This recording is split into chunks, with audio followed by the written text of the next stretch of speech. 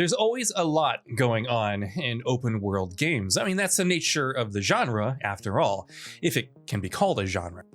And given how much players always have to keep in mind in these games, it's natural every so often to do certain things that you realize only later on that you shouldn't have done or weren't meant to do. Here, we're going to speak about a few such things that at one point or another, most of us have done in open world games only to realize later that we probably shouldn't have. Hindsight is 20/20, as they say. Unintentionally going into a high-level area. Going into a high-level area that you're not meant to enter until much later in the game is almost something of a tradition in open-world games. By their very nature, open worlds encourage exploration and curiosity, so it goes without saying that players will often stray from the path and head into areas that are not on the critical path. Of course, sometimes those areas turn out to be nightmarish death traps that require skills, abilities, or knowledge that you simply don't have yet, which means you're in for a good whooping. A very recent example of a game where this happens frequently is Elden Ring. In fact, at times that game very much seems to be designed around just that. Fighting enemies you're not meant to fight yet. This isn't too dissimilar from what we've just discussed, but it happens often enough that it bears mentioning nonetheless.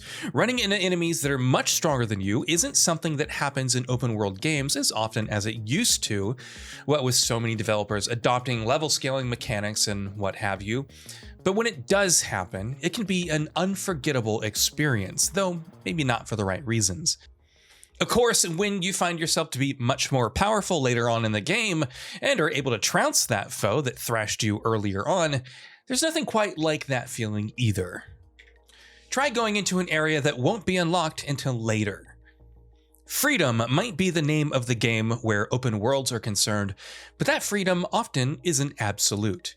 You might find yourself in front of a locked area that isn't going to be unlocked until much later in the game, and without having that knowledge, you probably end up wasting dozens of minutes on trying to get past that roadblock.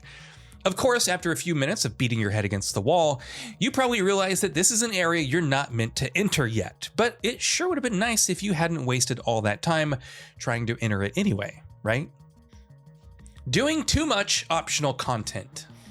We hear what you're saying. You can never have too much of side quests, especially if they're good. After all, if you're playing an open world game, you have to do every side quest you come across, right? But how you pace them is important too. Entering a new area and being bombarded with dozens of side quests and collectibles and optional activities is a very common occurrence in open world games, and more often than not, a large section of players can't help but clear every single one of them before moving forward with the main story.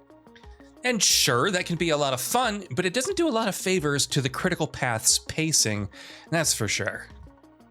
Not doing enough optional content. Of course, going the complete opposite direction of what we just spoke about is also far from ideal. Every once in a while, either because you'll just want to be done with a game, or because you're too wrapped up on the story, or maybe because you just aren't interested in the side quests, we end up blowing through open world games while ignoring most of the optional content they have on offer.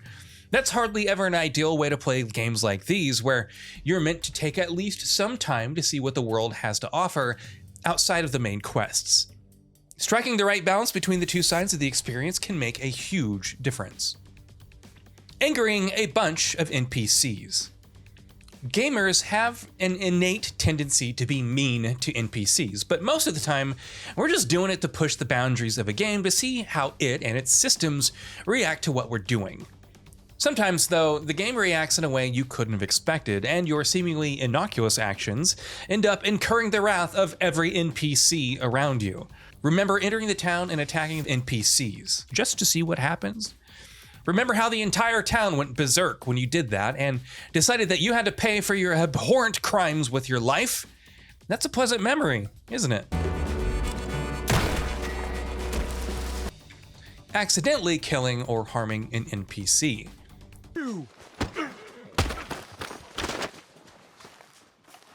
Hello, gentlemen. Howdy. Take that! Drawing the ire of NPCs isn't always something you do on purpose. Every so often, you end up attacking or hurting them without meaning to. Maybe they get caught in the crossfire.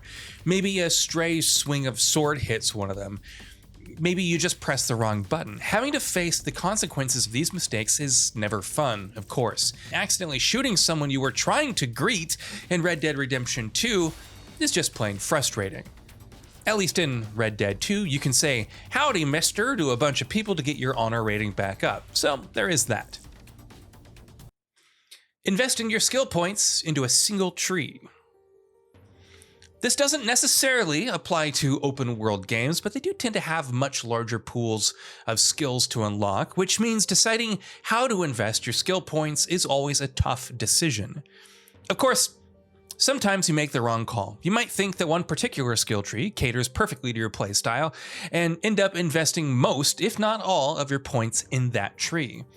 And while that can, of course, serve you well, inevitably, you end up in situations where you realize that certain abilities from a different skill tree that you've roundly ignored could have been extremely helpful. Skipping critical dialogue.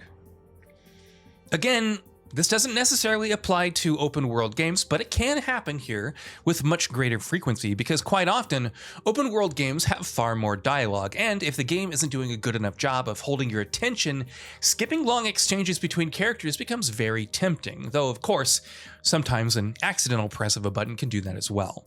What stings is when you realize that you've accidentally skipped something critical, and now find yourself without that crucial information to work with. It's even worse when this happens in games with dialogue choices, because when you do skip those parts of conversations, you find yourself having to pick a response to something you paid zero attention to. So what are your thoughts on this? Go ahead and share them in the comments below, and if you like the video, please subscribe to the channel and enable all notifications by clicking the bell icon to get new video updates. We upload every day and would really appreciate your support. Thanks for watching.